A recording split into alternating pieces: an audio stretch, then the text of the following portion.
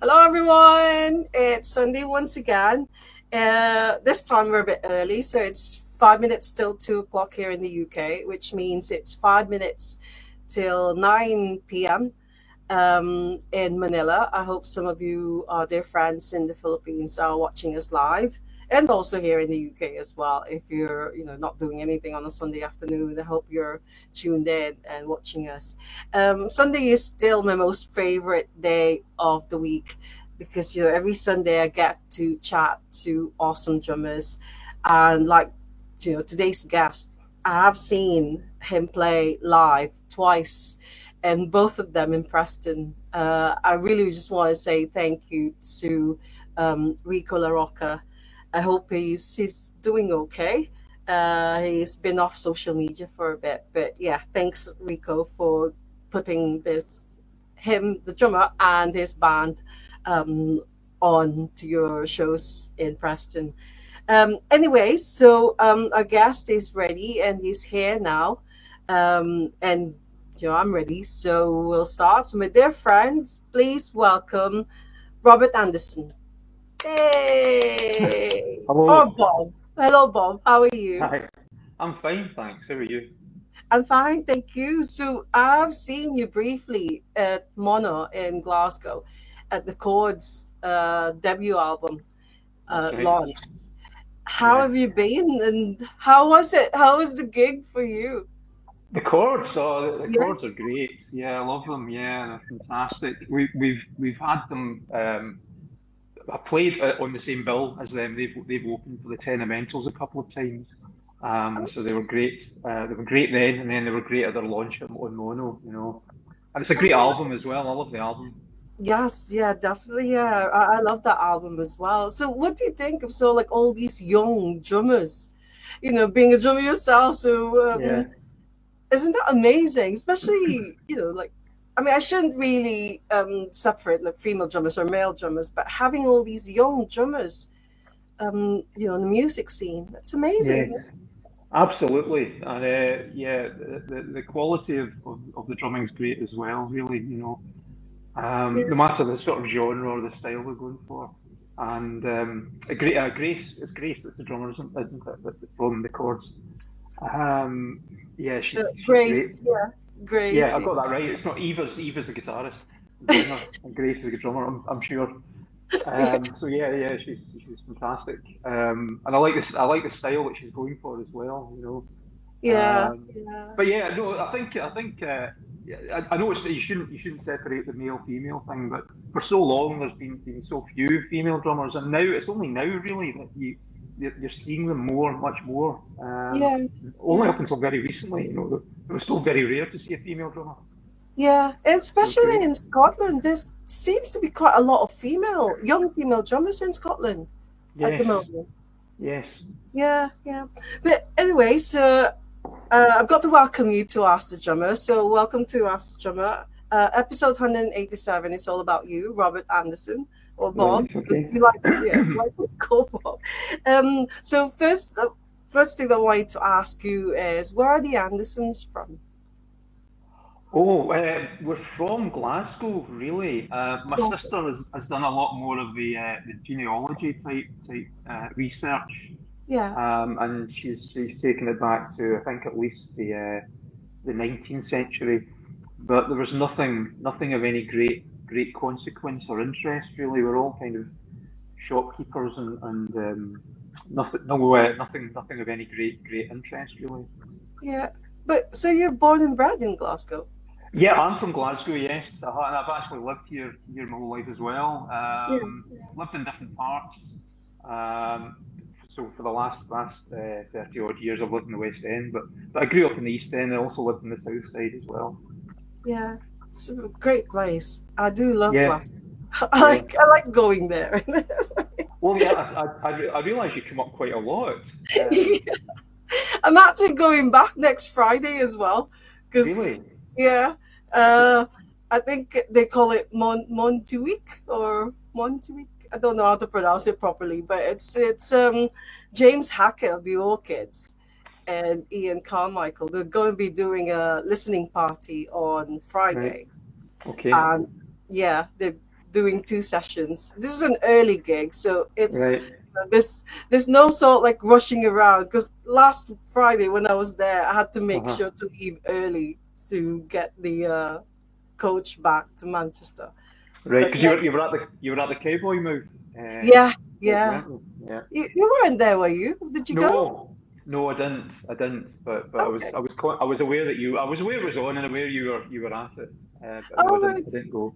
Because I've noticed on your Facebook page that you were at the Robert Forster gig last night. Was it last Yes, night? it was last night, and it was great. Yeah, Yeah, and I wasn't sure if you'd be there. no. No. Well, Jerry Love was actually playing at Mono Right. last night. Right. And, Okay. I was feeling like I was already in Glasgow on Friday. I should Uh-huh. stay, but I can't because I've No. got to go to work on Saturday morning. So I didn't Okay. stay. But hopefully, some next time Jerry Love plays, I'll be there. But do you go to a lot of gigs? Um, Not as much as I used to. I mean, I do now and again, but not as often as I used to, and not as often as I'd like, probably. Yeah, It's kind of difficult to plan for, particularly if you're busy. I'm busy playing myself, so it's difficult to sort of plan ahead and book tickets. So I actually like yesterday, I didn't have a ticket for Robert Foster until the morning when apparently a few went back on sale. I think it was sold out, but a few went on sale in the morning, so I managed to get a ticket. And I'm glad I did because I was a huge Go-Betweens fan, and I'm a big Robert Foster fan as well. But yeah, he was so good last night because he's now got this younger than him Swedish band, and they were great. You know, yeah, yeah. so Well, I saw him at Glasgow's Pop, but it was just him. yes, I was there as well. Were you there? Oh my Yeah. God. Oh, was that 2 years ago? It Yeah, wasn't last year. It was 2 years ago. yeah. He was the main event, and it was just him Yes, on stage. yes, And- yeah, and he was promoting his spring grain, the spring grain breakfast cereal, which was right. so nice. Did you buy one of those? No, no, I haven't. I haven't. No, not yet. But if you enjoyed his solo performance at Glasgow's Pop, then you would really love his performance with the band. Yeah, yeah. Oh, he's brilliant. Yeah, yeah, I love Robert Foster as well. But anyway, um, so you're not from a musical family, you said. You N- no. No, no. Okay. None of my closest family are musicians at all. Yeah, no, I don't recall anybody playing music as such. I But think it's one of my aunts could play piano, but I don't really okay. hear very often. Yeah, but there's always music in your house when you were growing up, and it's Yeah, no. to an extent, the sound of music, soundtrack and things like that was all very sort of populist. So nothing of Oh, any great consequence. Although I used to like, my dad my mum and dad, I think, or my dad used to take me to see Buddy Rich when he would perform in Glasgow. oh Buddy Rich, the drummer, wow. Yeah, with his yeah, big band. So he was one of my sort of early drum heroes, I think. yeah. Oh, I see. So is that what got you into drumming? Um, well, not my family, but my sister's Yeah. husband, her brother was a drummer. So I was always quite interested in his drum kit, and I think for a while I had a snare drum when I was sort of 9 or 10 or 11. But I didn't really do a lot with it, and then I sort Yeah, of stopped. And it was only later when I was at university that I started playing again, or playing. yeah. So has it always been the drums, or did you try learning other musical instrument? I think I had an electric guitar for a while when I was Okay. a teenager, but it never really took off, and I went back to playing the drums. And I Yeah, have more recently, but it wasn't that recent, but maybe 10 years ago, I started taking up the piano when I went to lessons and so on, and that was interesting, and I'm glad I did it. And I've got a digital piano which just now sits there, and I haven't really touched it for quite a long time. But part of in my head, I want to go back and start sort of playing on it again. Yeah, But yeah. trying to learn piano properly, where I was learning to read and do it all properly. It's so difficult when I think I was in my fifties at that point. Okay. It was so difficult to do. Everything was you had to really work at it, and I just didn't have the time eventually. So, Yeah. but I'm still keen on trying to sort of take it back up again.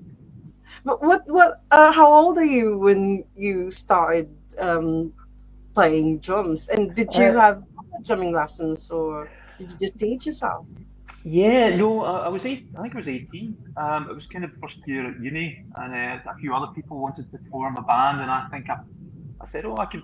I think I said I think I was honest. I said I had a snare drum, but I think I maybe gave the impression that I could play more than I could. Oh, Um, yeah, and my friend Mark, who I think you've met, yeah, the bass yeah, player. yeah, We went to school together, and we also went to the same university doing different courses. And he said, "Oh, I'll learn to play bass," and so we kind of started from that. But I'm self-taught. I never really had lessons.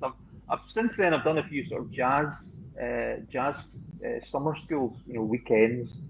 yeah. But aside from that, no, I've never had lessons.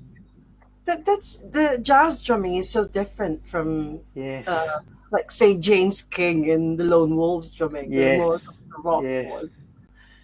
yeah. So you That's just very taught true. yourself how to do that, and you didn't actually try and learn, or maybe can you read like notes or like drum notes and things? No, no. Drum notation is kind of easier. I think it's easier to read than standard music notation, just because it's a Okay, lot of it's repetitive. yeah, Um, but I've got a very short story. I sat in once for a big band who were looking for a drummer, just for a rehearsal, just so the band could rehearse. yeah, And I didn't really. There was another bass player that suggested me, and I thought he was going to be there because he sometimes played bass one, but he wasn't. I think he was ill. So I went along. I didn't know anybody there. I think eventually a trumpeter arrived that I knew, or a sax player I knew that arrived. But I didn't know anybody, and it was, as I say, it was a big band, so there were quite a lot of people. And yeah, I got there quite early, and I was setting up my drum kit, and the leader came over to me with this big pile of of musical sheets, drum notation, and he was doing that for everybody in the band. So he kept all the drum sheet, all the music sheets, himself, and then we give it out because it's partly to do with the arrangements of the music. yeah, So he gave me that, and I thought, surely he knows I don't read. But I think I said to him, I said, oh thanks, I don't actually read. And well, by that point, I was doing the rehearsal, so I took them, and yeah, so I was a bit worried. But so I set up, and then of course the bass player arrived, who I didn't know was a female bass player. Not that makes any difference. But I didn't know her either, and so I'm saying, well, I'm not quite sure what to do. The leader had sent me I think five or six YouTube videos of yeah. some of the tunes they were going to do.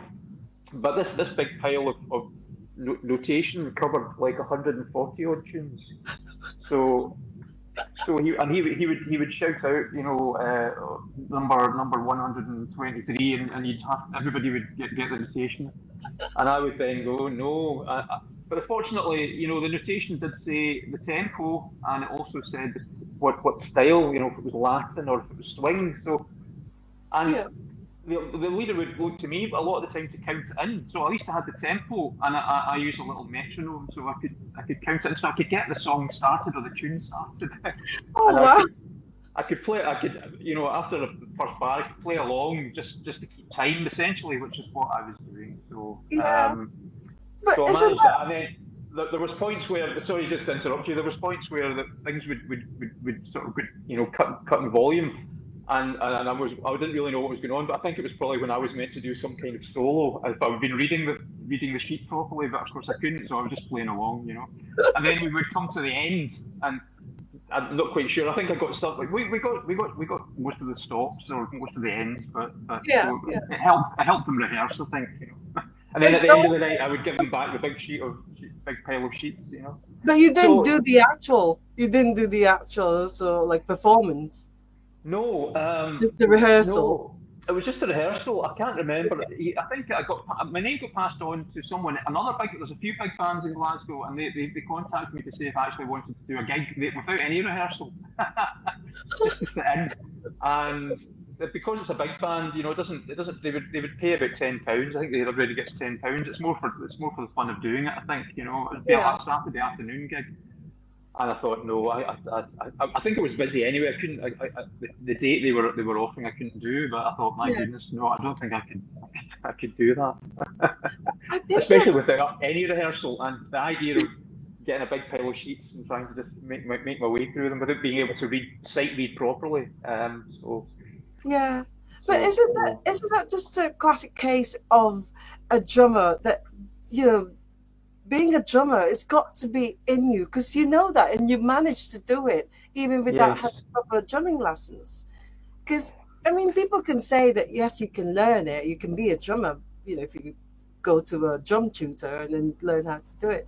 But if it's not in you, then yeah, don't you think so? I mean, I you think. were able to sort of like do all that without having to read all the notations and Yes, I mean, I think that's true. I mean, part of it was I think if I'd been younger, I couldn't, I wouldn't have got away with it. I would have really panicked. But because I'd kind of had some experience, I'd some experience playing, basic jazz. I mean, I'm not a fancy jazz drummer. I'm very, very sort of straightforward, and it's nothing fancy or free or anything like that. So it's quite rooted in a lot of repetitive structures. So I knew roughly what I had to do, and if it was Latin, I can do a Latin rhythm or a type of Latin rhythm. I can swing, and I can yeah, keep time. So those are the things that people really want you to do. All the fancy stuff doesn't matter so much if you can at least keep time properly and start and yeah, finish, get the sketch to start and get the finishes. So but to answer your question, yeah, I think drumming is something that's perhaps fairly inherent in you, and it's something you can learn. But I think you've got to have you've drawn to a certain extent.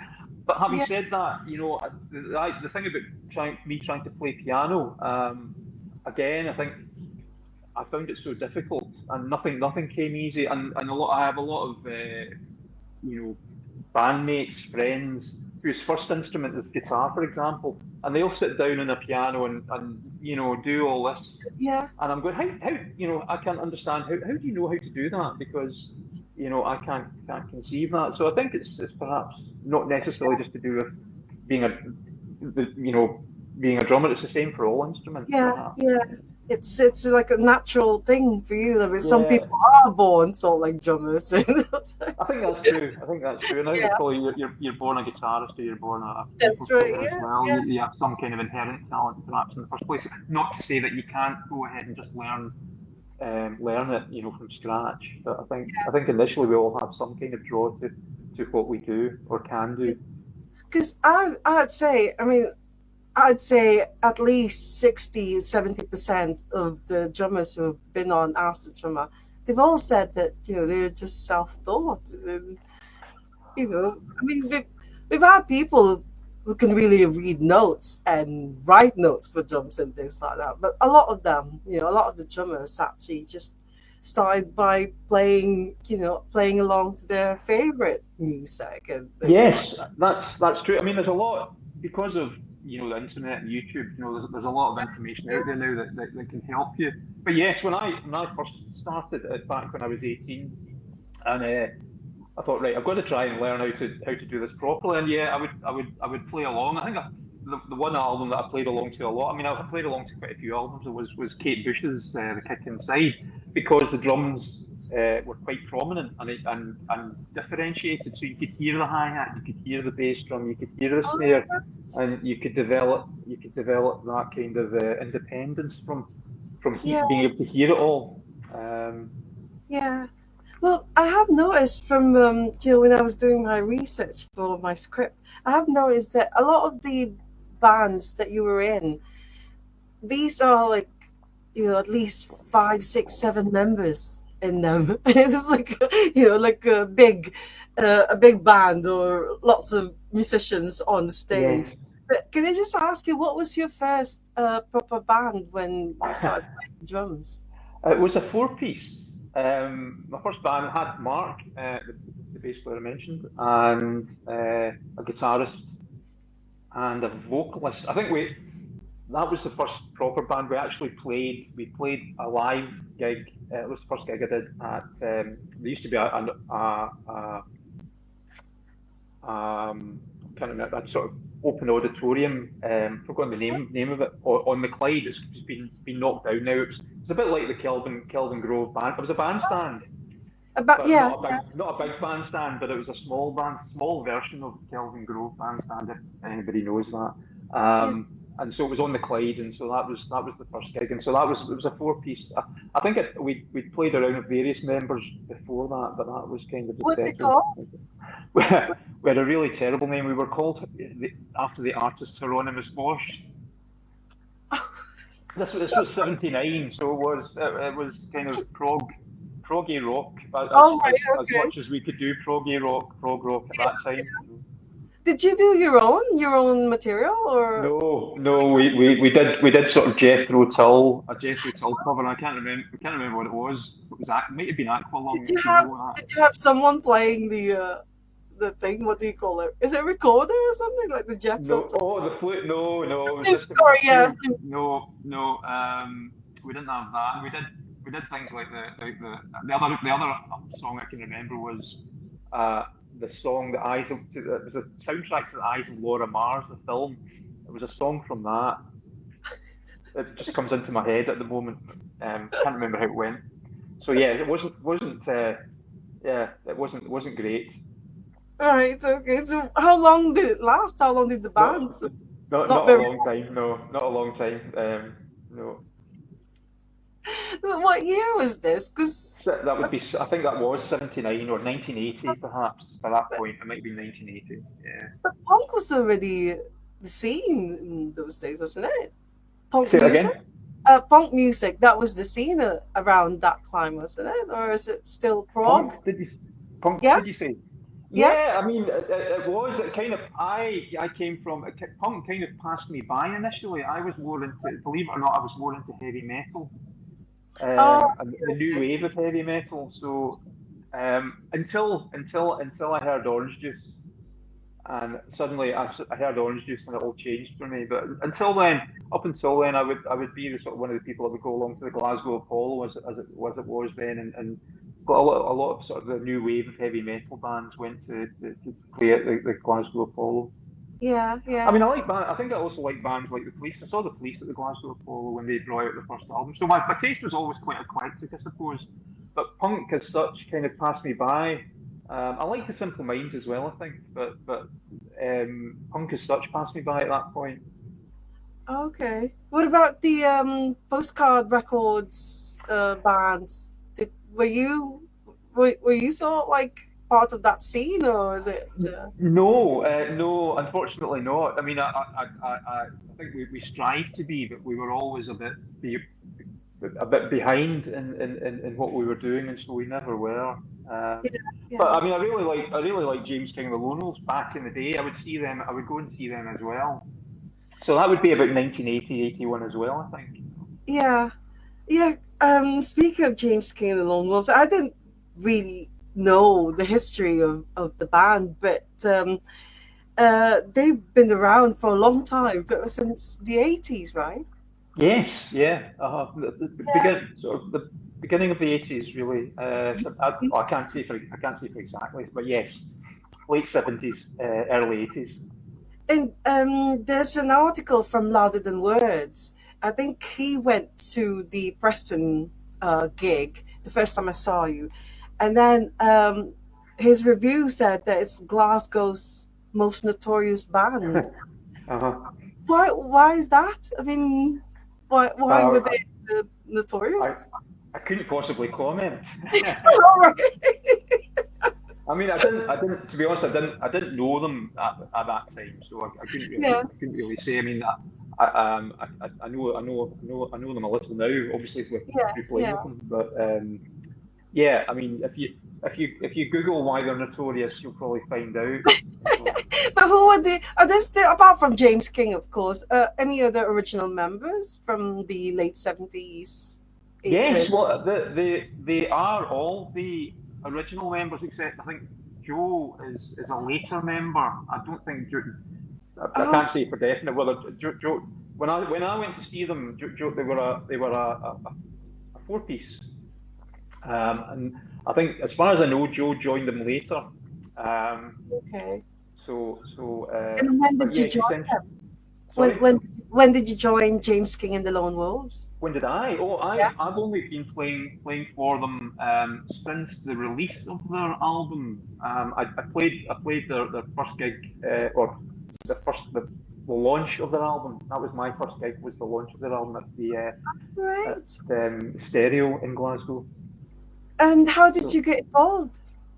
I think my name was put forward through Johnny Smiley who recorded and was Oh, involved in drum. production of the album. Yeah, yeah. Johnny And Smiley is in the drum, right? yes, Yes. so I play, Yeah, I play, I play for, I play for Johnny as well, and for drum, yeah. yeah. Um, I so, see. but I haven't actually mentioned it to Jimmy, but I did. There was a point where because I think they didn't do anything for years. They kind of didn't do anything for years, and then they reformed again around about 2012.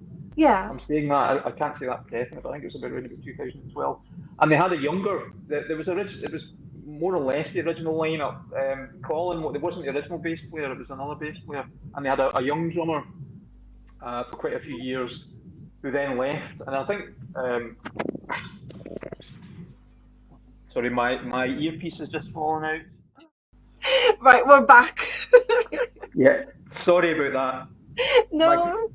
my hearing is not great from the years of playing, and so I'm wearing earbuds that has the mic in it, and of course one fell out, and it might have been the bud that has the microphone. I'm not quite sure.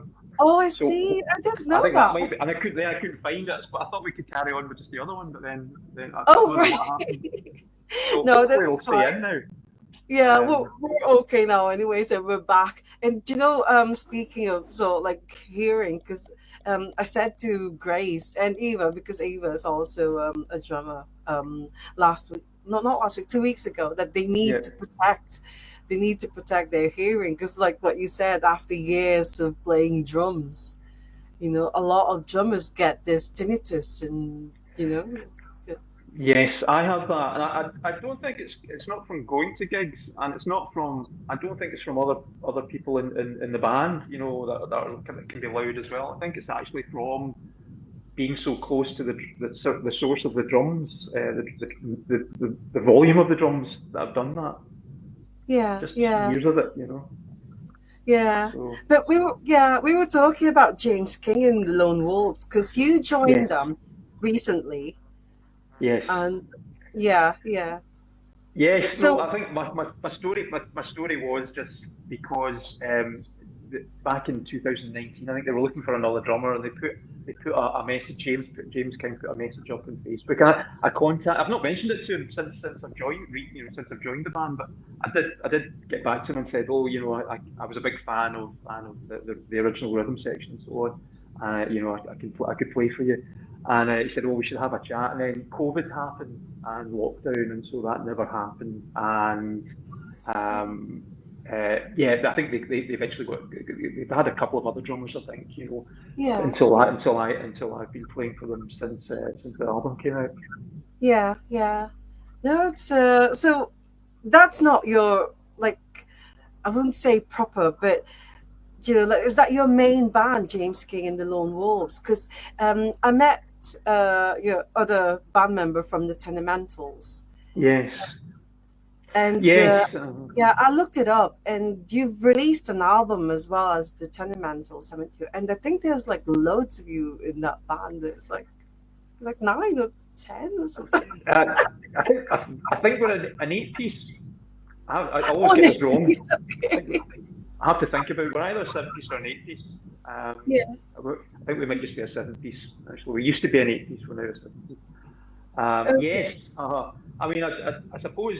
I mean, the work the playing I do with James King will come and go. They don't always get so many gigs. So Yeah. um, whereas the Tenementals, I suppose, is a project, and I would call it a project more that I've been working on and involved right from the start. So I would say it's one of my own bands. I suppose it's one of these ideas of, do you play with or do you play for? And I suppose the Tenementals I play with, as it's kind of a band that I've been Yeah. involved with from the start. So you started the Tenementals. It's your band. It's not like with the James King that you joined them later on as their drummer. That's right. Yes, yes, I would say that was a Yeah. difference, a distinguishing point.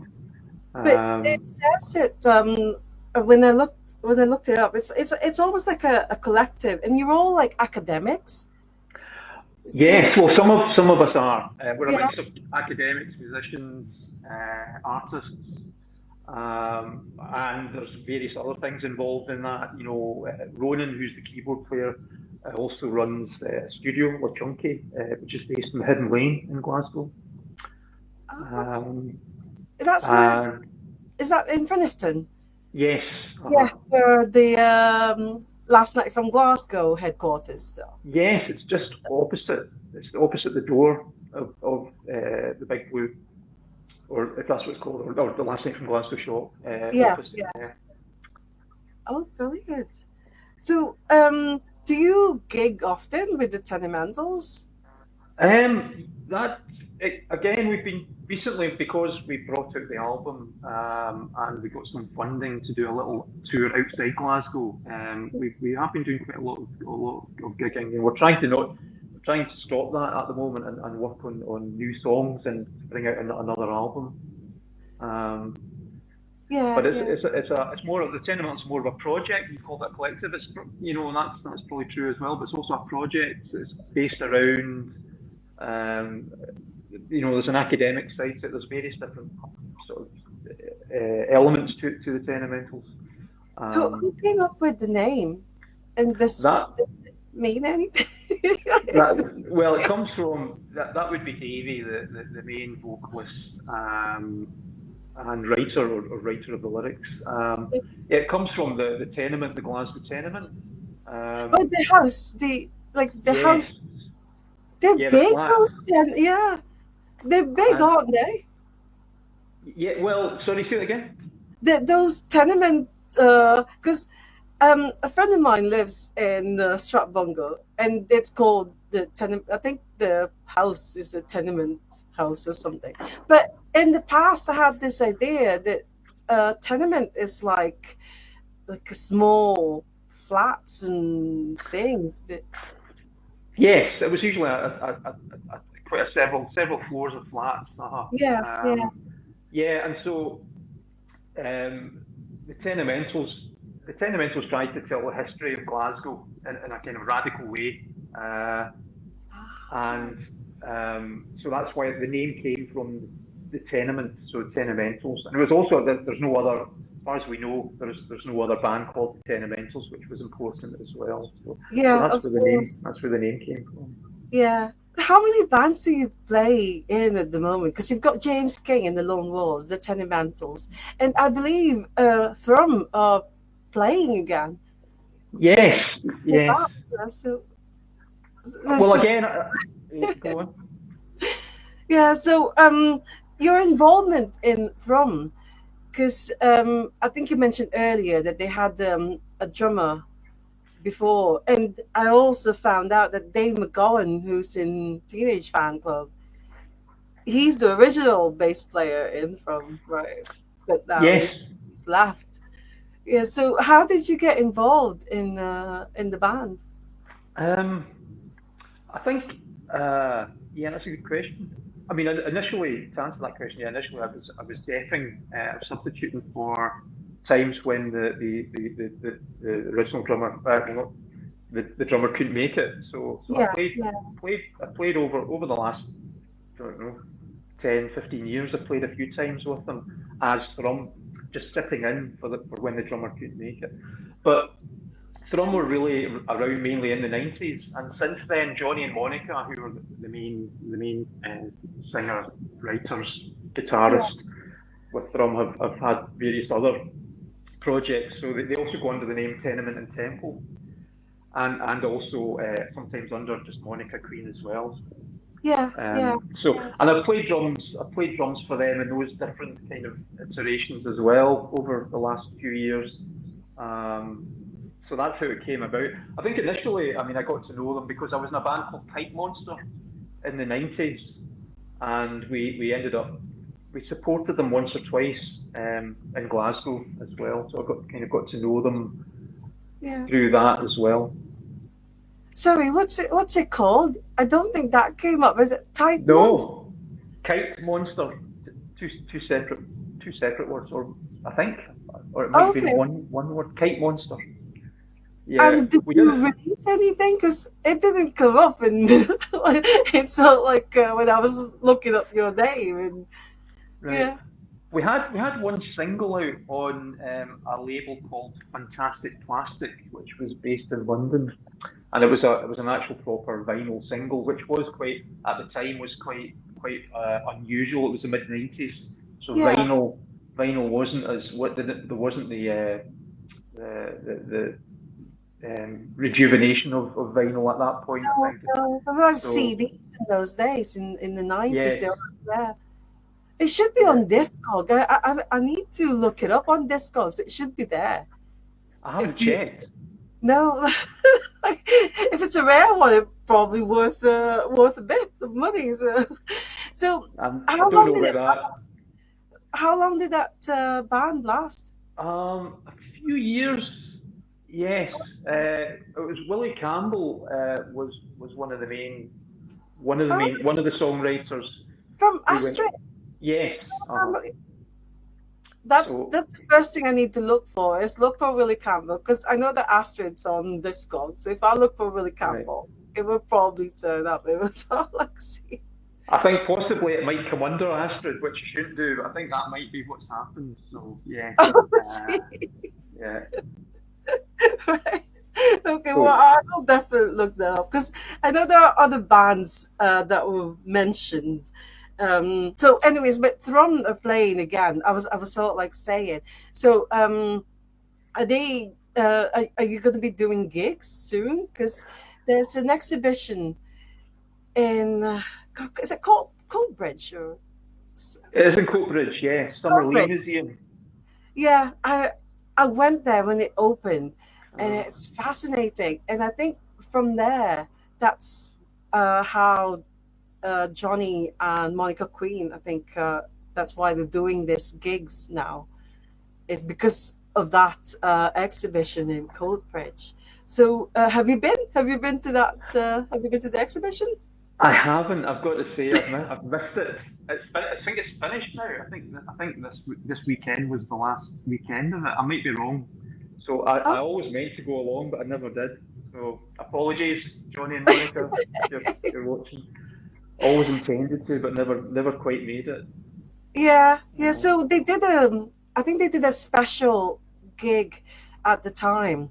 And were you the drummer then? Were you there? yes, yes, they did. They replayed or played a live version of the album Riffarama, which The they drummer, yeah, yeah, brought out in the 90s. yeah. Yeah. How was it? Yeah, well, there was in the Airdrie Town Hall. Initially, it was meant to be in the museum, but the museum moved it to Airdrie Town Hall, and yeah, it was great. Yeah, we really enjoyed it. We had a good time. Yeah, so I think the plan is to do an actual Glasgow gig. So hopefully that's going to happen Is it around the state. Sorry. this year before the year ends, or is it? Probably not. Probably it might be January. I haven't heard. I don't know, but Yeah, it should be soon. Yeah, and it'll be around the same idea of replay of recreating Riffarama in a live oh, in a live setting. yeah. I saw Monica Queen. I think it was 3 years ago, when they did the Hunger Beat. There's like a Hunger Beat event, and loads of Scottish musicians were there and playing, and Monica Queen did I think two songs or something. So Yeah, yeah, it would be great to see Thrum live someday. So I will make sure to keep an eye out for the right. for announcement for that one. I saw the one that happened when the exhibition was on, but I just couldn't go to it. No. So hopefully, yeah, hopefully next time. Right. Well, Um, I'll let you know yeah. Oh, when please it's do. arranged. Yeah, it would be great. Well, other bands that I've found out that you were part in is this. This is you've got to tell me if this is good. This the Hellfire Club, because I have heard of the Hellfire Club before, but I think it's a different one, isn't it? Because there's the Davy Henderson sort of like Hellfire Club, but that's not Yes. the one you were. No, no, there's a lot there's lots of hellfire clubs unfortunately, and that's an issue around having a name that's not so common, and of course we talked about changing it for a long time, but we've always just kept it the way it is. So no, it's not. It's meant to. I think as far as I know, it comes from the original name, the Hellfire Club, I think, comes from an 18th century debauched society that happened in London, but there was also a Scottish version of it, and I think they were involved in the burning down of the Tron, the original Tron, in Trongate, or the church. I can't remember, but that's where it came from. But I was in bands that used to rehearse in Davy Henderson's studio, which was called the Hellfire Club. So there was a crossover there. Um, Is this still going? The Hellfire Club? yes, the band, my band, yes, Yeah, uh-huh, yeah, yeah. yeah. Mark plays bass in that as well. Oh yeah, There's okay. there's a few people that I've played in bands with for many years. So the Hellfire Club's been going for many years. It's been going since the early '90s, really, as well. It comes and goes. We don't always do so much. But we played live a few weeks ago in Dunoon. It was a charity gig, so it was a multi-band lineup. So that was good. Um, In Dunoon. yes, uh-huh. Oh, I've been there, you know. Right, okay. They did drummers exhibition there in February, I think it was. Yeah, and I missed that as well. Yes, I didn't get to see that either. Oh God, Um, it's amazing because it's yeah, like the exhibition is called Crash Ride Snare, and yeah, but I believe that's the last one now in London in last month, I think, because the curator Nick Cash, because he's just doing it himself and there's no funding or anything, they couldn't carry it on. But hopefully, it will happen again. But right, but it's such an amazing sort of like exhibition because all the artwork in there were they're all made by drummers. They're all right. like Where the was it in London? I think the London one was just in because I can't remember the name of the gallery, but it's just a small gallery, and they Uh-huh, only uh-huh. had it at weekends. Right. So the last one was the 28th. I think it was on the 28th of September when they did the last sort of like show, and then Uh-huh. that's it. I think either he kept all the artwork or it was sent back to the owners or the artists, the drummer artists. But yeah, Dunoon is a very beautiful place. Yeah, Yeah, and one of the things that I love about going to gigs and going to this drummers exhibition is I get to see places. And yeah, so I was able to go to that one, to the Noon, and which reminds me, there's another actually band that you were in, which I think is part Glasgow and part the Noon members, called the Jack Ruby Fire. Is that five. Yeah. oh five? Sorry, the Jack Ruby Five. Yeah, that's the one. So is this also going on? Is it still Yes, very one of much. your bands? Um, sorry. It's another one of your bands that you're currently sort of like involved Yeah, in. yeah. Yeah, It's more of a jazz group. That's the Jack Ruby Five. yeah. Um, but there's a crossover between the Jack Ruby Five and the Hellfire Club. I think there's four of us from the Hellfire Club that play in the Jack Ruby Five, including myself. Oh, I I think see. that's correct. Yeah. Um, And Mark, so is Mark Mark, also? no, Mark doesn't play in the Jack Ruby Five. Oh, The guitarist from the Hellfire Club plays bass in the Jack Ruby Five, usually double bass. So yeah, I've lost track of the hows and the whys of why we have that. But the both the Hellfire Club and the Jack Ruby Five have a crossover with the horn section. Although the Jack Ruby Five now have we have a trombonist that doesn't play in the Hellfire Club. So, but there's a lot of crossover, but they're quite different. The Jack Ruby Five plays the original kind of jazz, soul jazz numbers, and the Yeah. Hellfire Club is more of an Americana group that plays original material as well. Right. Oh wow. And because I don't know if you've heard that there's another band called the Jack Rubies in the 80s. It's like No, an indie, an indie band called the Jack Rubies. So there's, right? yeah. I had No, to look it up. I had to look up Jack Ruby because, and then I uh, found out that it's actually there's a man called Jack Ruby, and the one who killed Lee Harvey Oswald. yes. But again, it's not necessary. It's a bit like the Helper Club. Actually, the name Jack Ruby comes from the children. Jack is the son of the guitarist, and Ruby is the daughter. Sorry, Jack is the son of the bass player, and Ruby is the daughter of the guitarist. So that's sort of a rationale for calling it the Jack Ruby Five. And we're not a five piece either. We can the Jack Ruby Five can be a lot of the time an eight piece. So uh,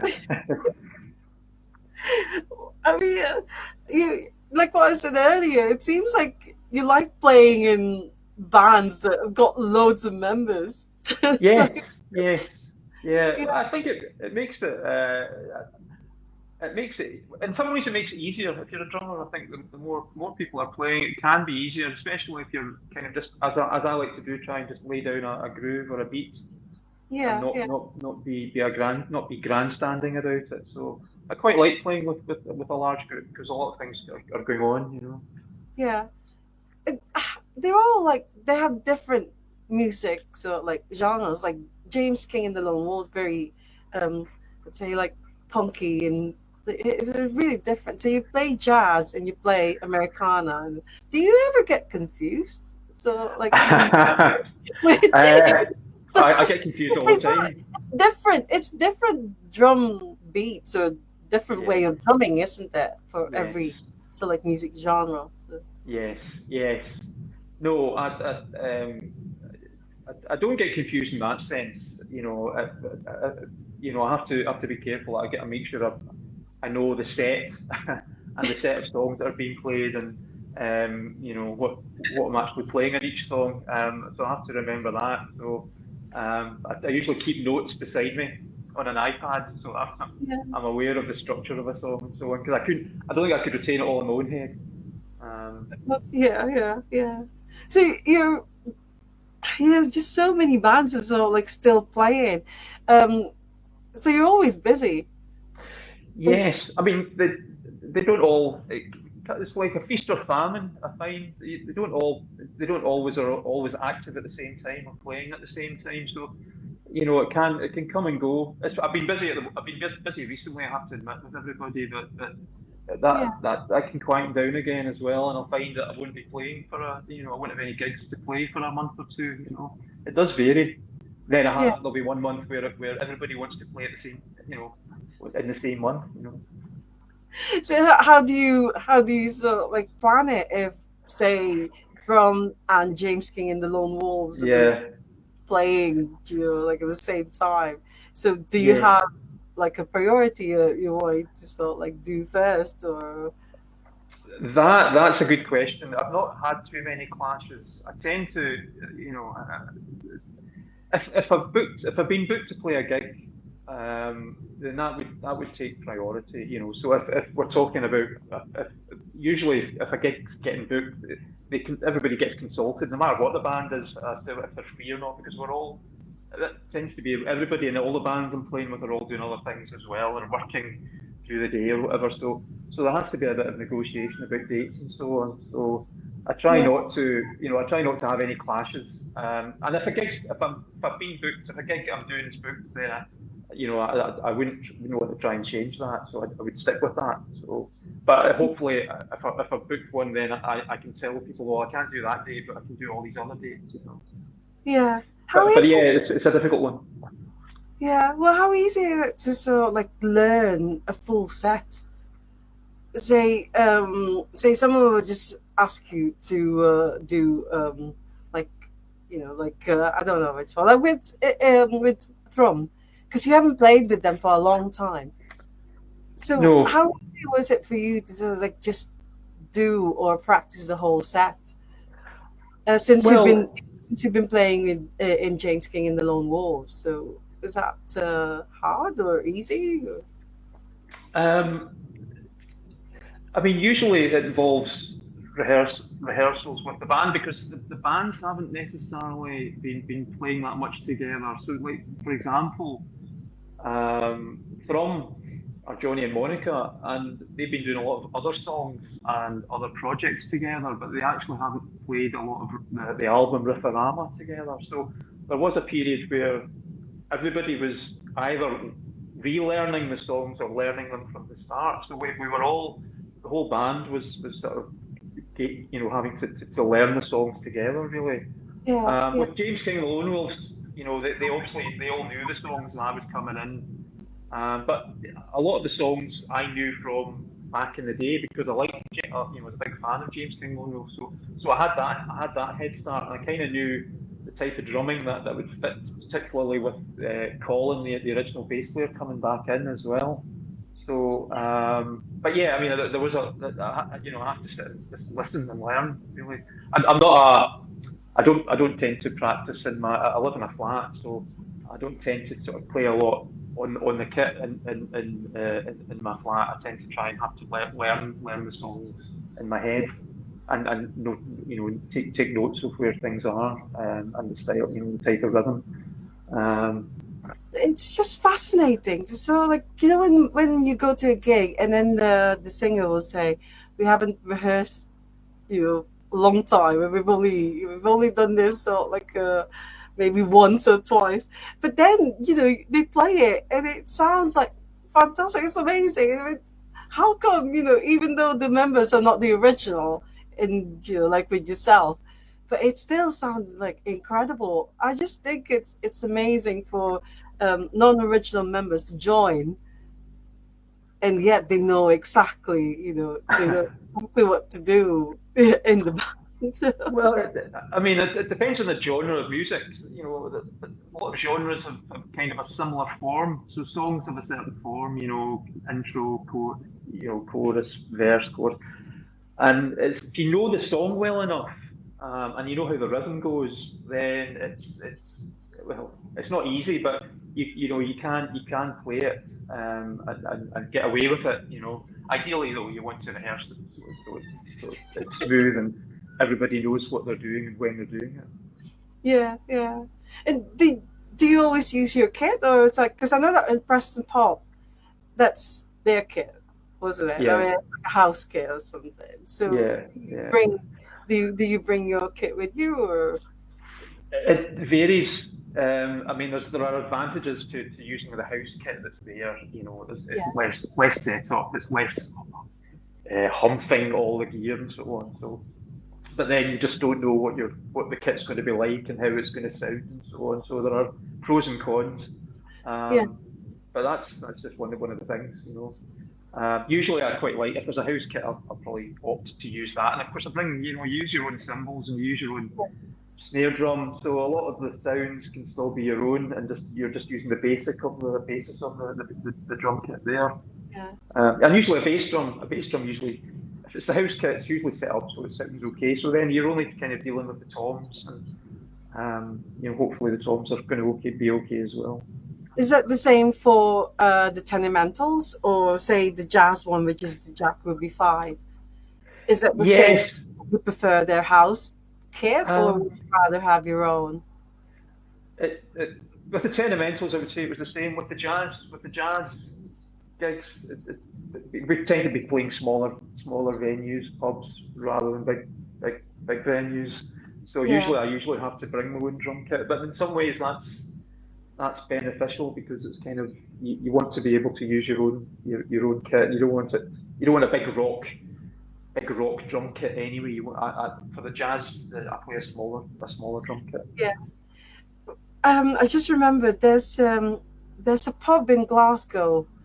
I think it's called Three Judges, Yes.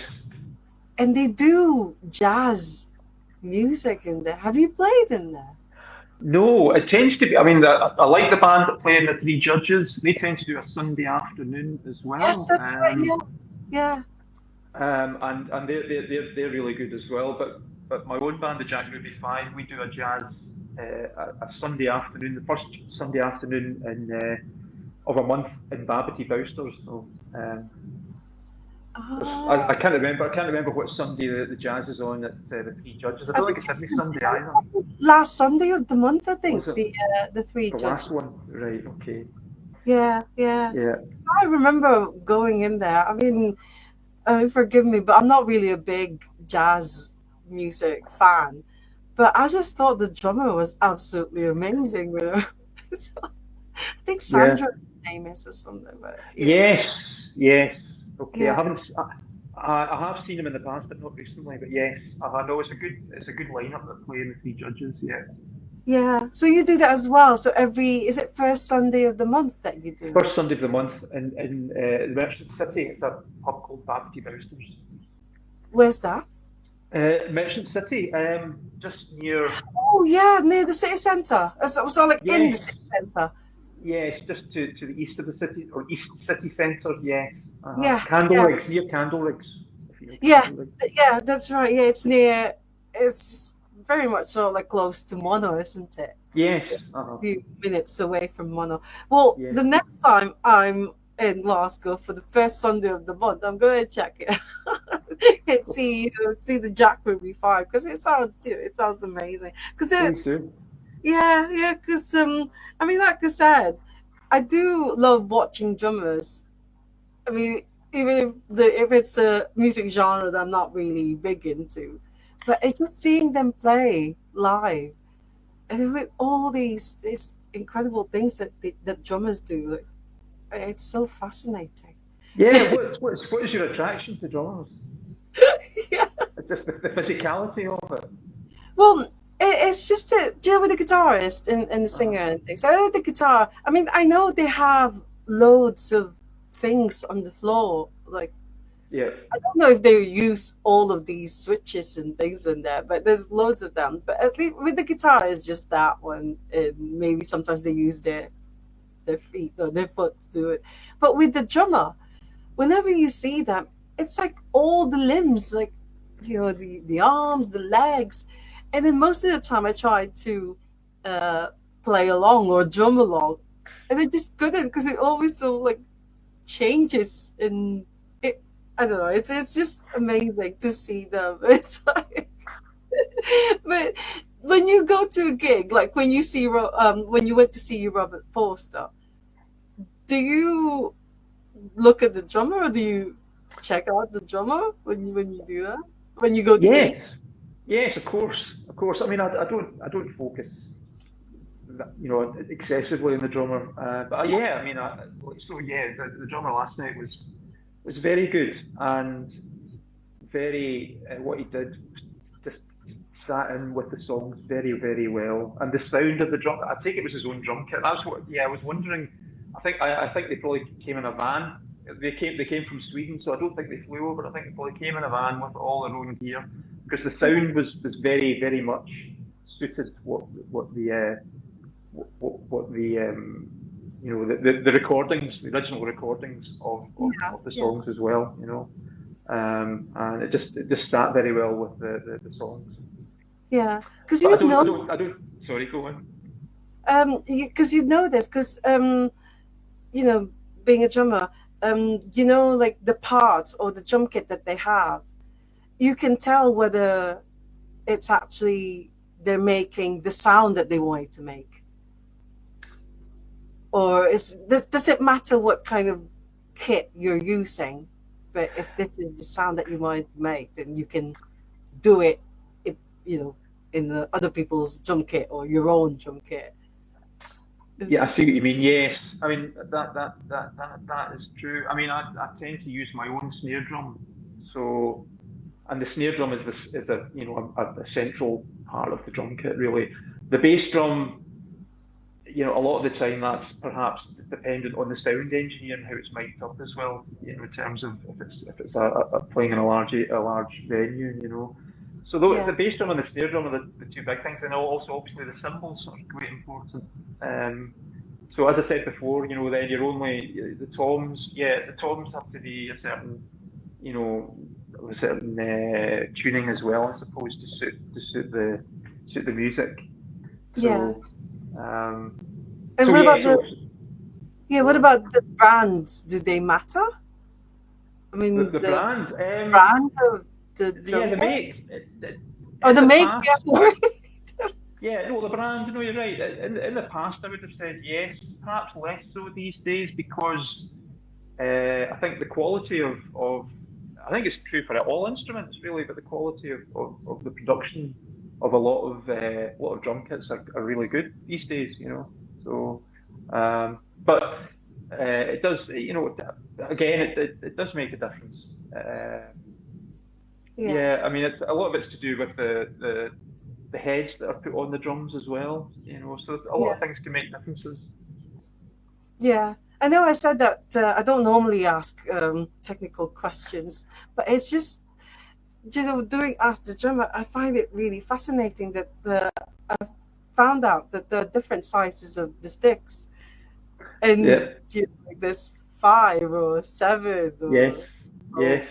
two or something like that. And I think the higher the number, the thinner Yes, the it's the opposite. Yes, I think that's true. Yes, yeah. So what number sticks do you normally use?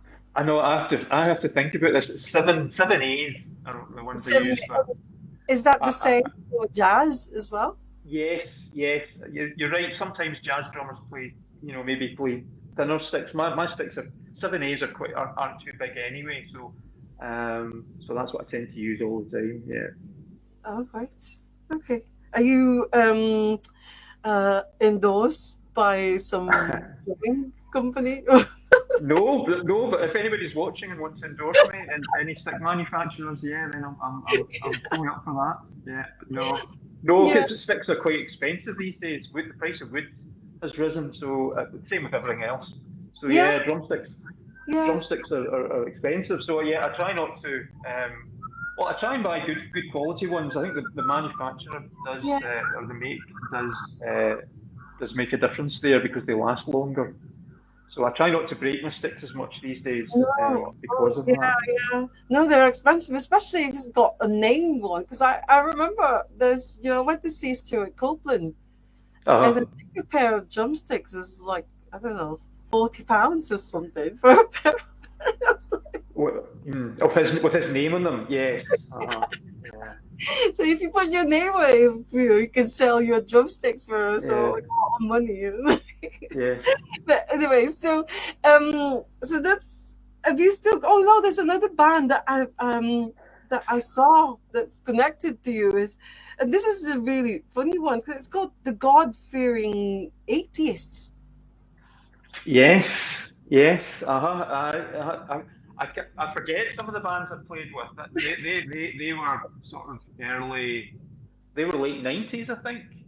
I've forgotten when they were, late 90s, early two. Yeah, so I mean, is that also like a Yeah. collective? Because it seems like there's also a lot of you playing in that band. Is that right?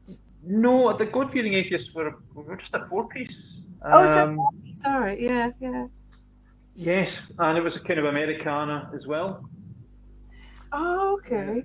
And And this is your band. You started this band. no, not so much. I mean, I think I was in them from the beginning, but it was more. It was Joe White and Pete. I'm going to forget his surname right now. Forgive me, Pete. Joe White plays with the Scottish Sex Pistols, so you might have seen him. He also played in a few other bands as well. Oh, Um, but that was a while ago. We haven't really done much since then. Pete moved to Australia for quite a while. I think he's now back.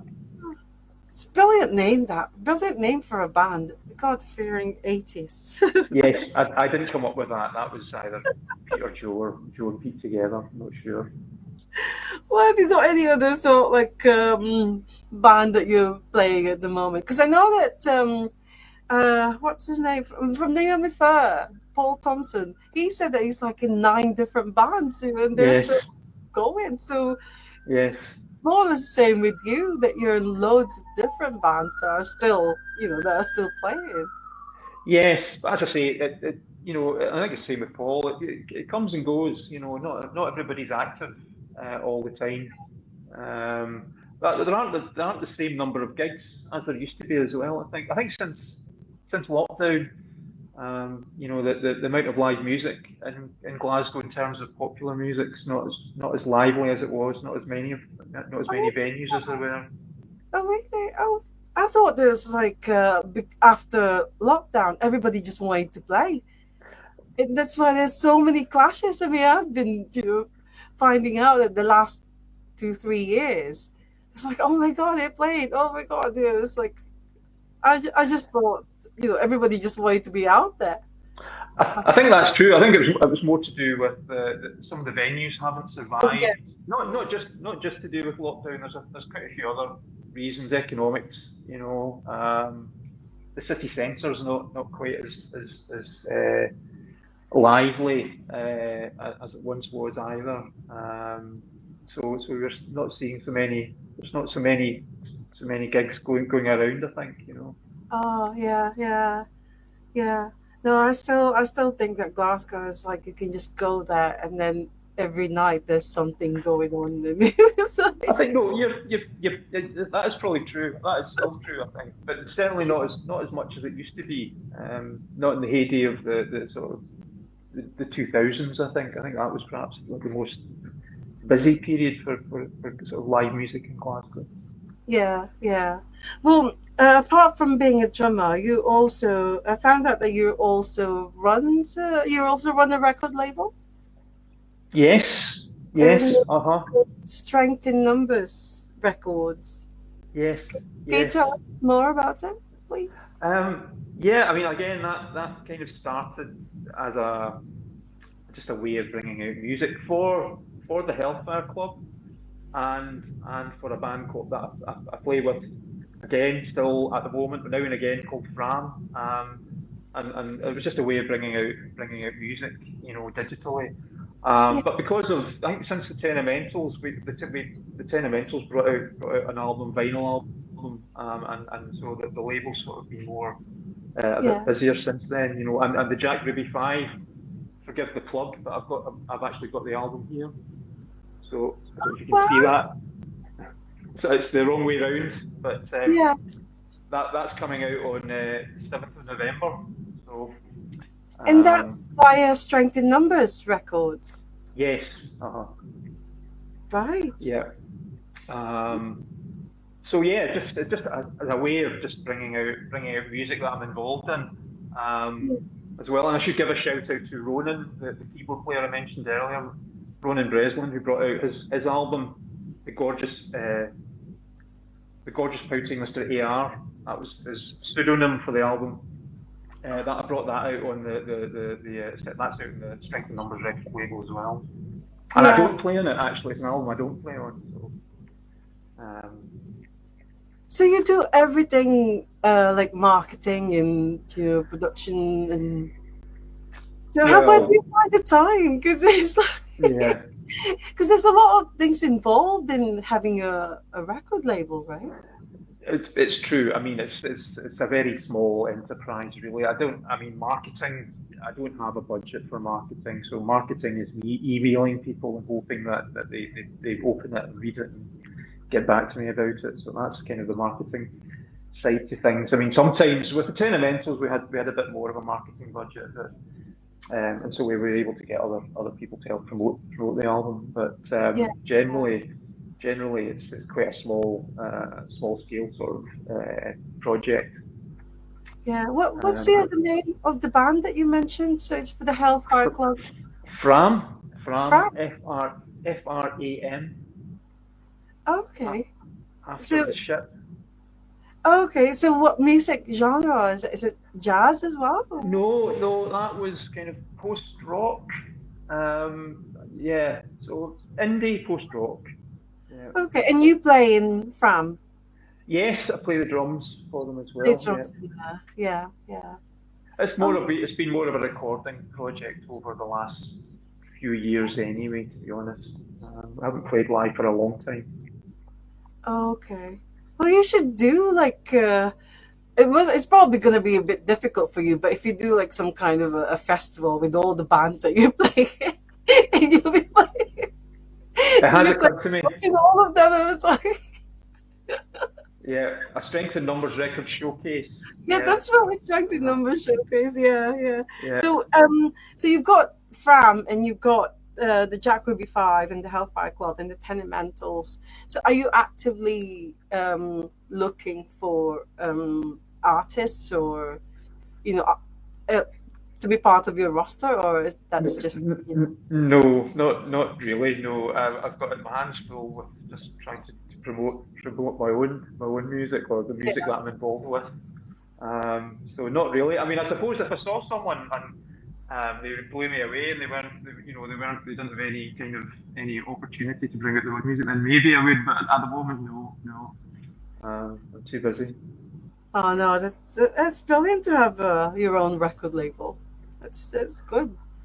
It's one way of sort of like getting it out there. I don't know how expensive they are because some people they just sort of like put it on like Spotify or something. But vinyl, I think, is getting very very expensive. So, Absolutely, absolutely. No, there's a risk involved, and you have to be willing to maybe make a loss in the vinyl. It costs so much. yeah, Um, with the Tenementals, we were able to get some funding to support the production of the vinyl. With the Jack Ruby Five, we're doing that ourselves, and hopefully we'll sell enough to maybe cover the cost at some point. You know, yeah, but it's always it's a very risky venture. But yeah, it's one of those things. yeah. Because you need But like if you've got an album to promote, you have to do gigs as well. So at least you can have people buying your merch after the gig and stuff. So yes, yes. Well, the Jack Ruby Five hopefully will continue to play quite regularly, even if it's just the once a month that we have. So yeah, we're hoping that even then, if we sell the odd album over a year or two, then we hopefully make the money back or at least cover the cost. But it's a risk. It's a risk that you have to be worth taking. yeah, and also because you love what you're doing. I think that's Yes, yeah, yeah. yes. It's well. I'm really glad. I've still got four regular questions that I ask the Okay. guests before I let you go. But I mean, I can see now how busy you are. So I'm really grateful that you said yes to ask the drummer. So, all right, this final four questions. The first one is twirling. Do you do twirl? Not with James. No, no. Not I mean, I can, but no, certainly not with James King and Lonewolves. No. And anytime I do, anytime I find I lose, the sticks will stick. I'll lose a stick. It'll come off my hand. So, no, I'm very cautious about any movement with my drumsticks. yeah, yeah. So no. And the thing in jazz drumming, you don't. There's. It's like. It's like there's no time to do the twirling for jazz drumming, isn't it? It's No, like, it wouldn't really. It wouldn't really fit in. I don't think it's kind of a rock, oh, a yeah, semi performative rock thing, isn't it? yeah, yeah, So yeah. So definitely no, not in the Jack Ruby Five. You won't be doing all these sort of like. no. What about your first band, the prog rock band? Yeah, no, I don't think No. I don't recall ever doing that. As I say, any time I'm changing over sticks or whatever, I tend to lose the grip, and I avoid anything that might mean me losing my drumstick halfway Yeah. through a song. Have you ever like when you're playing, one of them sort of like flew, and then you immediately just grab one? Because I recently saw a drummer did that, which I thought, God, that's quick thinking. So like, and then all of a sudden it flew, and it just. grab another one and Yes, carry it on. yes, it hasn't not for a while, but it does happen. So yeah, it's good to have a spare stick handy so that if you lose one or it breaks, you can pick up another one. But you have to be just careful to try and keep the thing going with the one stick, until you get the other one. What's the Um, normal? So, like, how many sticks do you need to have as backup? Is oh, there like no? not that many. I think I maybe have two other pairs with me at any one time. Oh, So okay. not yeah, I don't go through sticks that much. Yeah, yeah. So Because sometimes you see drummers and they have like this foldable like things and they've got loads of sticks inside it. So it's just maybe there's like a standard number of sticks you should have just in case, just in case it falls out, gets out of your hand or something, and you can easily just get one and another one yes, and another. So I think if you've got a couple of spare pairs, I think you're okay. I it think just, that'll be but okay yeah, for you. yeah. Do you use brushes in Jack Ruby 5? That's Yes, I do. Yeah, and with some of the other bands as well. Yeah, and sometimes with jazz, you've got to go between brushes and sticks, and so yeah. that's a difficult negotiating point because you want to try and keep the thing going without stopping. Although in jazz you can, the drummer can stop as well, but it's quite good to try and get the transition smooth so that it's not obvious that you're going from one thing to another. Yeah, yeah. Well, next question is I know you mentioned earlier in the show that you saw Buddy Rich, and you're very lucky because I don't think there's many people who've seen Buddy Rich live. But so, who else are your drumming heroes? Lots, lots of people.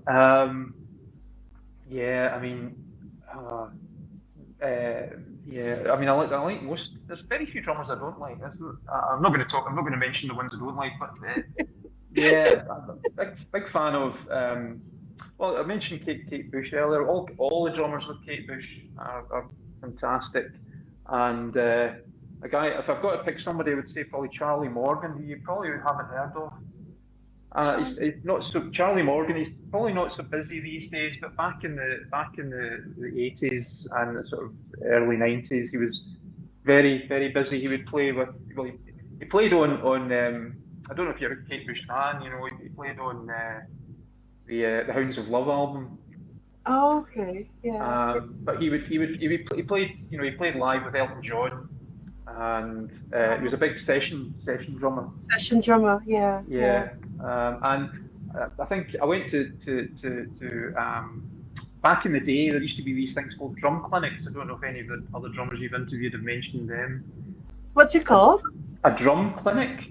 Oh, drum clinic. Yeah, yeah, yeah. Yeah. So instead, these days you've got YouTube, but before YouTube, if you wanted to sort of find out about how a drummer did something, you'd have to go along and see him, and it would be one of these events would be called a drum clinic, where they would come along and they would have the drum kit set up, and then they would play for a while, and then they would do a sort of spiel about what they did, and then they do a Q&A, and then they would play Yeah, again.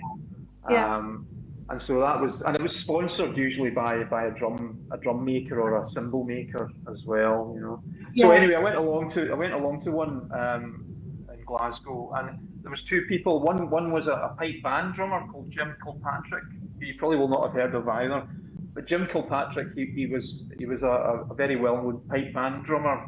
He won the world championship many times, but he could do. I'm not really into big technical stuff as well, but he could do all the rudiments very precisely and very fast. So astonishingly, to watch him play was fantastic. Yeah. But then he came on first, and then second came on Charlie Morgan came on, and this was after he'd been recording with Kate Bush. But I was aware of him before then, I think. And he said, "Well, I can't." He had his drum kit with him. He said, "I can't do solos. I can't do what Jim Kilpatrick does." And he kind of tried to do a drum solo and he fluffed it. And but what he does is really sort of provide a groove, Yeah.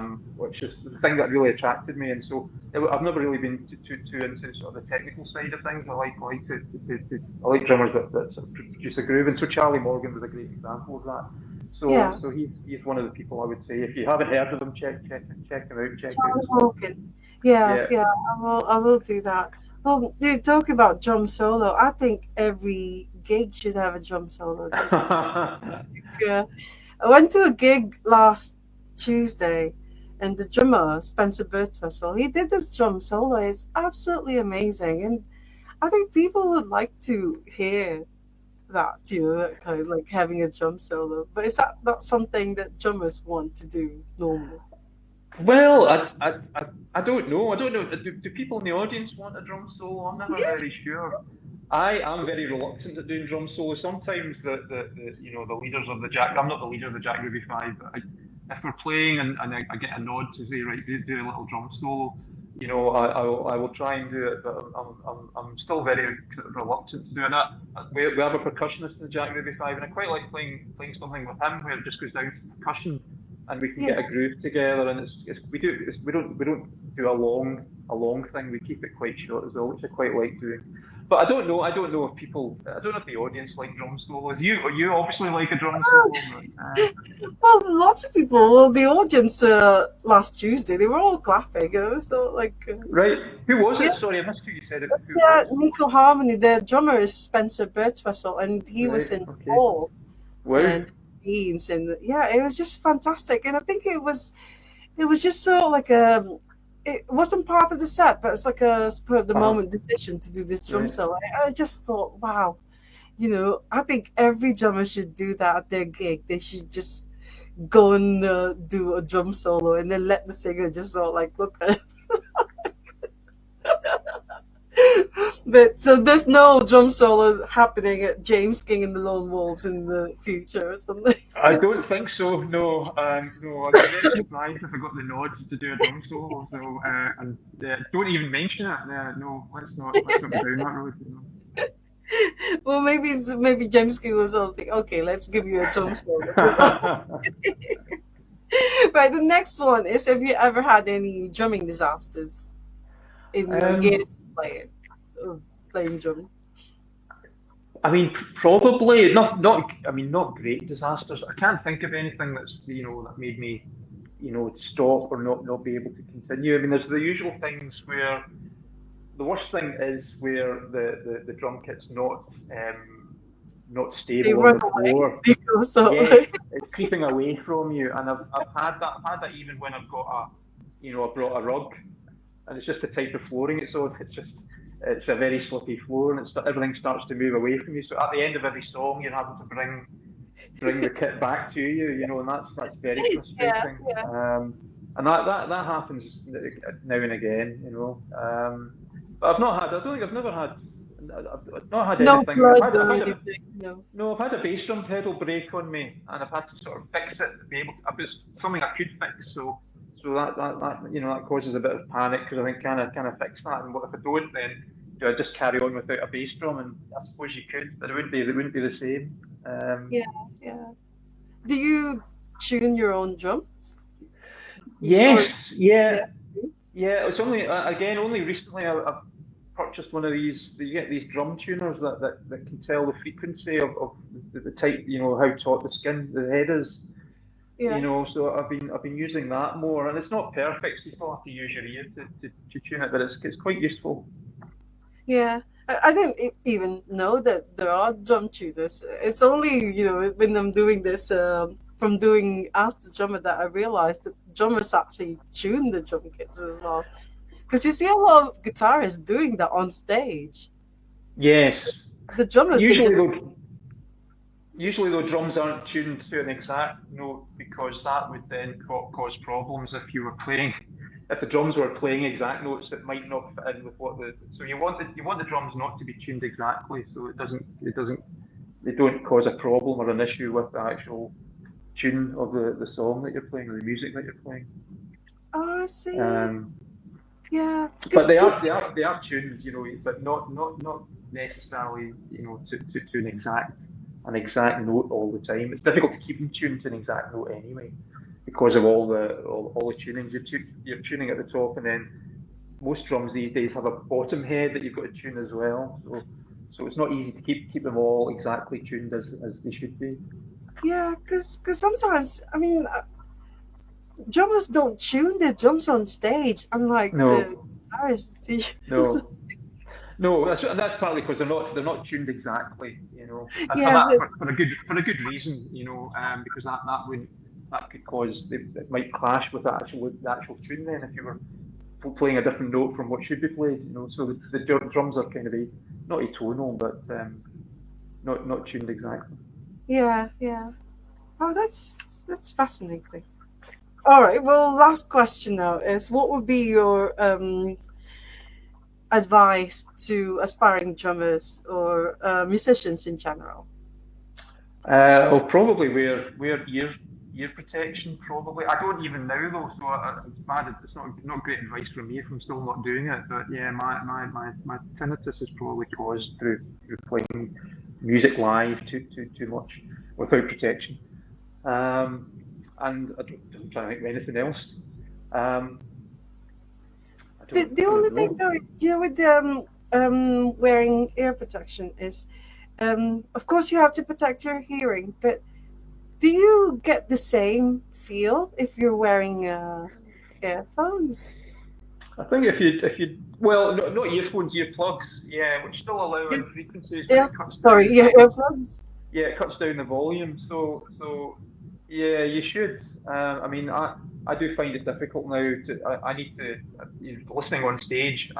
So partly why I don't wear earplugs is because I'm so struggling to hear everything anyway without having to reduce the volume further, which is making is probably confounding the problem. So, but if you start early, then I think that's something that you would get used to.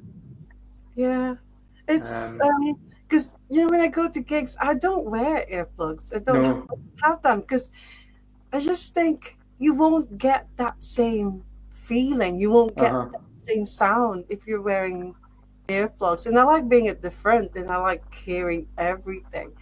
But I suppose, I mean, I have seen people wearing, as soon as the band come on stage, they'll put their earplugs in. So I Yeah. don't do that. Maybe I should do to protect my hearing. But Yeah, anyways, well, I mean, I suppose it depends on the volume that you're subjecting yourself to. I mean, Robert Foster had great sound last night, and it was a whole band, and it was at a good level. So it was really good. And yeah, I've got one of these smartwatches that go off if my ears are being subjected to a high enough decibel, and that didn't happen last night. It happens sometimes when I'm in the audience at a gig, but it didn't happen last night. So I think it depends which gigs you go to and the volume that you're being subjected to. I think there's a bit more awareness now of that, so the volume of music out front is not as loud as it has been in the past. Hopefully. yeah. Oh, well, yeah, I should start thinking about that. But for now, I'm okay with just not wearing earplugs. So- but anyways, when's the next gig? When's your next? Well, you playing, not the next gig that you're going to, but you playing Yeah, drums. I think it's as far as I can recall. I think it's with my jazz group, the Jack Ruby Five, and it's one of the Sunday afternoon Yeah, free jazz sessions we do in Glasgow. So it's not. it's So two first weeks to Sunday, the two first weeks Sunday today. of Yeah, November. first Sunday. Yeah, so 2 weeks today. That'll be the first Yeah, one. yeah. And James King, any plans or? No, they had to have their last Glasgow gig rescheduled. So there was meant to be a gig in Glasgow, and it didn't happen. Um, so we're still waiting. As far as I know, I haven't heard anything, but we're still waiting to have that rescheduled. So there should be a gig coming up in Glasgow for James King Lonewolves, but I don't know anything more than that. I was going to say that in Glasgow, one of the best things about Glasgow is like you go walk around the city centre and then you see people. Like the day I saw you earlier that day, I saw Joe Sullivan as well at the record shop. It's Right. like, you walk around the city centre, you see all these Glasgow musicians. They're there doing their shopping or maybe going to gigs or just walking along Sauchiehall Street. It's just, it's absolutely amazing. It's so good. But anyways, thank you so much, Bob, for saying yes to Ask the Drummer. For someone who's a busy as you, and you're doing all these stuff, like having a record label as well. Well, Um, thank you for asking me on. It's been a pleasure and oh an no, no, honour. it's I'm really glad that you said yes, and hopefully I'll see you again. If not with James King, it's one of your other bands like Thrum, hopefully, Okay, and the Jack Ruby Five. If I was in Glasgow, if I'm in Glasgow on a Sunday, first Sunday of the month, then okay, I will go and great. see. All right. Well, thank you so much, Bob, Okay, and enjoy the rest of your weekend. you I'll see you too. soon. Thank Thank you. you. Yeah. Bye. Bye. Bye. Bye. Bye. Oh, thank you so much, everyone, for joining us live. And I'm really sorry about what happened earlier, but we got through it okay, and we're here again. And thank you so much to Bob Anderson. There's so many chances of seeing him play live. So there's one every first Sunday of the month. A jazz band called the Jack Ruby Five, and it's at the Merchant City in Glasgow. I love that area there. I mean, Glasgow is such an amazing place. So there's also keep an eye out for Thrum. Hopefully next year they're going to be doing more gigs, and of course James King and the Lone Wolves. Um, Hopefully they'll be back in Preston or maybe Manchester, because it would be great to see them again. A friend of mine who went to um, not Glasgow Pop, Preston Pop Fest in August. My BFF Gilbert, hello, I hope you're watching. He was really impressed with James King and the Lone Wolves. When we went to Glasgow to last night from Glasgow's record shop, he bought a copy of their album. So hopefully he'll come back and go and see James King and the Lone Wolves again when they play next time. And also the Tenementals. That's another band that Bob is in. So keep an eye out for them as well. And the Hellfire Club. Right, so that's it for me for now. Thank you once again, Bob Anderson, for joining us live on Asta Drummer. And I'll be back next week with another amazing drummer from Glasgow. So do keep an eye out for the guest announcement post on the Asta Drummer page. But enjoy the rest of your weekend.